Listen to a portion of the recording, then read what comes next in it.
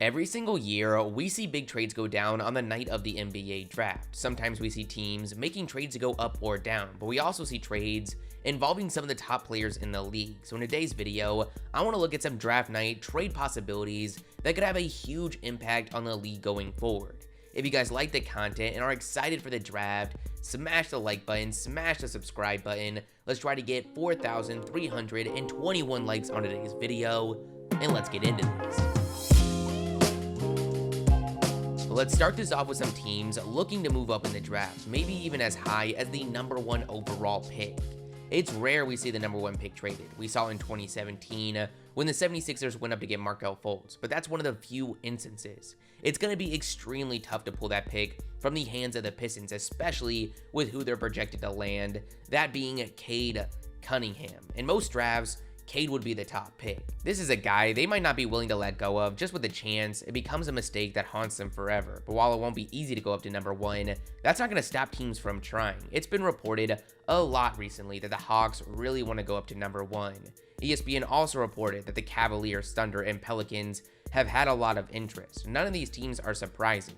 We talked about it in my mock. That 3 is kind of a weird spot for the Cavaliers now that it looks like the Rockets are going to be going after Jalen Green if they're at 2. I suggested that it made a lot of sense for them to move down, but you might as well see if you can go up first. Trying to get to #1, not a single player is going to be untouchable. You would obviously have to include the 3rd overall pick, probably an additional first, and one of their young guys like Sexton, Okoro, or Garland. I really think based on their current roster construction, they should be making calls with teams like the Magic to see if they can turn this 3rd overall pick into multiple firsts. The Rockets, as we said, are eyeing Cunningham and are sitting at 2, but while moving up just 1 spot doesn't sound like much, there's a big difference in this class between the 1st overall pick and 2nd overall pick. But on top of their 2nd overall selection, they also have 2 more late first rounders this year, so while unlikely, this would be one of my favorite landing spots for Cunningham. The Thunder and Pelicans is the teams I would really be listening to if I was the Detroit Pistons, just because of how much they can bring to the table. Everyone knows the Thunder have a million picks. I've seen reports of possible trades for the #1 overall pick, including SGA. That doesn't make any sense. But between the #6 pick, the 16th pick, and the 18th pick in the draft, plus all the future firsts they have, if the Pistons really want to full-on rebuild, the Thunder can jumpstart that. A similar situation with the Pelicans. From the Anthony Davis and Drew Holiday trades, they've got a ton of draft capital. They also hold the 10th overall pick in this draft and have some solid young pieces such as Jackson Hayes and Nickeil Alexander-Walker. It's not looking likely that we see a trade at #1, but the possibility is exciting just with how many teams actually have the firepower to get something done in some of these roster scenarios. I mean, man, Zion and Cade or SGA and Cade, that just sounds exciting. An interesting development over the past few days is that the Pistons have been working out other players like Jalen Green, Jalen Suggs, and Evan Mobley. Now, obviously, they're probably just checking all their boxes, but you'd have to think they're not looking to take these guys at #1. They could be trying to prepare in the event that someone comes to the table with the right package for the top pick. Just with how this order is right now, I expect a lot of movement inside the 1st round. There are 5 teams with multiple 1st round picks. That being the Thunder and Rockets, who have 3, and the Magic, Knicks, and Warriors, who have 2. I just don't see a scenario where all 5 of these teams are making all those selections, especially with the rumors heating up of teams looking to trade up and trade into this draft. It's been well reported that the Bulls are looking to make a 1st round selection, but don't currently hold a pick. We're also hearing teams like the Knicks are looking to move up, and sitting with 2 mid-first rounders, that shouldn't be too hard to pull off. My gut really tells me that the Magic will be selecting at 3, where the Cavaliers currently sit. Also, with the rumors that the Thunder really like James Bouknight, if the Magic take Scottie Barnes at 5, I think it's in their best interest to explore trades for that 6th overall pick, given there's a pretty high chance Bouknight could be on the board in the late lottery, maybe even outside the lottery, where they have 2 more additional 1st rounders. Now, I really think this draft night is so interesting when it comes to trades, due to certain teams that appear to be very active in the trade market, but have selections that are going to have a big change in value if they get used. The team that really jumps to mind is the Golden State Warriors. They've been the first team brought up when it comes to practically every trade rumor, and it makes sense. They're in a win-now mode with the level Curry is still playing at, and Klay Thompson is returning from injury.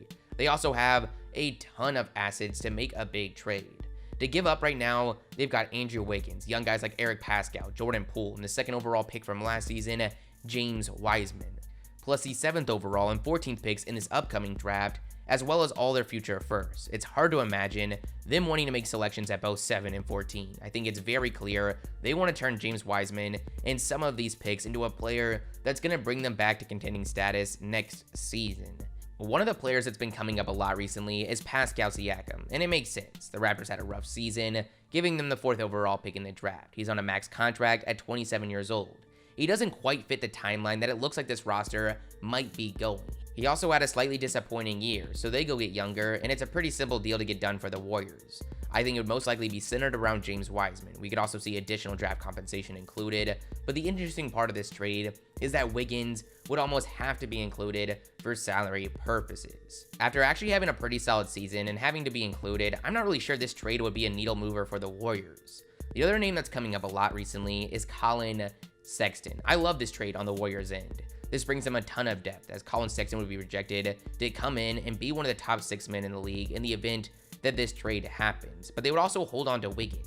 With Colin Sexton still on his rookie deal, it would match up pretty well with James Wiseman. The only question for this trade is it's hard to see the Cavaliers being too excited about Wiseman, with Jarrett Allen on the roster and Evan Mobley likely coming to town if they stay at number 3. There's another trade I like for similar reasons as Colin Sexton, and that's the Warriors exploring the availability of Christian Wood of the Houston Rockets. They again get to hold on to Wiggins, give up James Wiseman and possibly other draft compensation, and maybe even take on the contract of Eric Gordon, who would bring this team depth by doing a sign and trade with Kelly Oubre Jr. The Rockets are rebuilding. It makes sense to cash in on one of the biggest steals of last year's offseason, and the Warriors get an amazing player on an amazing contract in the middle of a breakout. There's a lot of players brought up when it comes to the Warriors making a trade, but the home run is Damian Lillard. It's still pretty unclear to this point if Damian Lillard is going to want out from this team. The Blazers might protect themselves and see what they can get sooner rather than later, and the Warriors are going to be one of the first teams to call. They could come to the table with an offer of Andrew Wiggins, James Wiseman, their 2 lottery picks this season, and something like 2 additional first rounders. Having to defend both Curry and Lillard the second they step past the half-court line is just something scary to think about. Now, the Warriors will be far from the only team to call about Lillard on draft night. Teams like the Knicks, Heat, and 76ers, we already know about their interest, but Kevin O'Connor of The Ringer reported recently that there's some surprise teams in the lottery, such as the Sacramento Kings and Houston Rockets, that are going pretty aggressive at Lillard. There's a few more guys coming up a lot recently in draft night trade rumors. Ben Simmons is obviously being brought up, as his trade rumors have been non-stop since the 76ers were eliminated in the playoffs. It really seems inevitable that he is going to be moved at some point this offseason. They've already declined an offer from the Pacers that was Malcolm Brogdon and a first-round selection. But in order to get the most value possible, ideally, they want to be shopping him leading up or during the draft with how many hypothetical trades involve multiple teams. While the 76ers might not be interested in more young guys, teams involved in a Simmons trade definitely could be. And as we talked about, those players don't have close to the same value as the selection they were taken with. We've also got to mention Bradley Beal. It's really starting to feel like the Wizards are just going to waste Beal's talents, hold on to him, and then he's just going to leave next year for nothing. Given the current state of this team, I really can't comprehend why they aren't eagerly seeking the best package possible before it's too late, with teams like the Warriors and Pelicans sitting there, ready to give a package that could really jumpstart a rebuild that they need to be in. It really seems like this is the right time to make a move. But that's the end video, guys. I want to know your thoughts in the comments below. What trades are going to go down on the night of the NBA draft? If you liked the video, smash the like button, smash the subscribe button, and I'll see you guys next time. Peace.